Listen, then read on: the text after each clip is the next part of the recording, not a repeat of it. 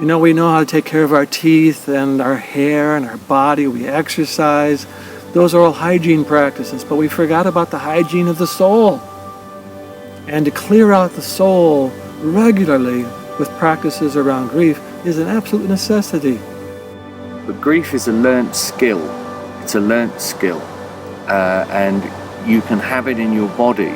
But for thousands of years, any culture worth its salt has had rituals in place that amplify and bring out that grief so it becomes something that is more than personal. Because there is a kernel in grief that is more than personal. It's more than just your story.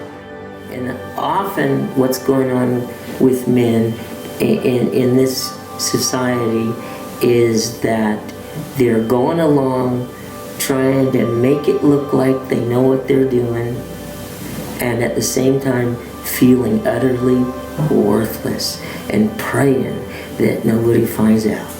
So the big healing comes in these conferences, in these gatherings, when you get to hear 100 men talk about their pain and their failures and realize I'm not alone. You'll hear things in a conference or a men's weekend out in the woods or stuff. You'll hear things, see things, and feel things that other men will bring up that you'll get to sort of draft on like a car behind a semi.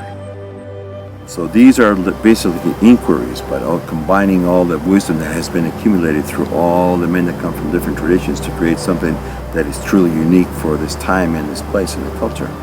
So we have to create something, and we don't know what that is or how it will manifest, but we've been investigating or living through ceremonies that will allow us to get to that place.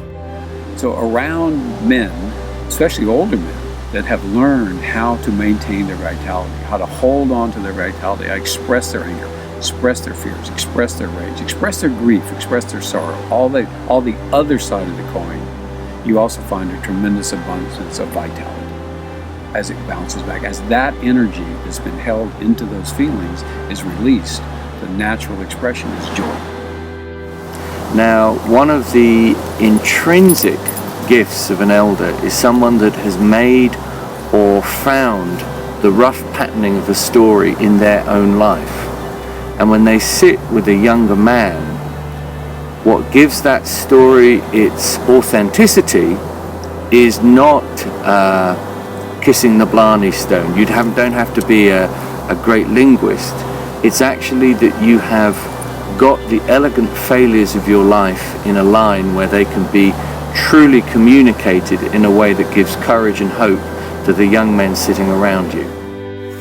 The strength that comes from that, for a lot of us, is that we go home and we feel like we have 100 men standing behind us when we face trouble.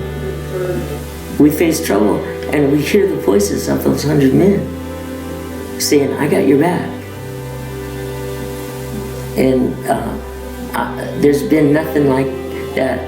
There's been nothing greater in my life than the healing of that.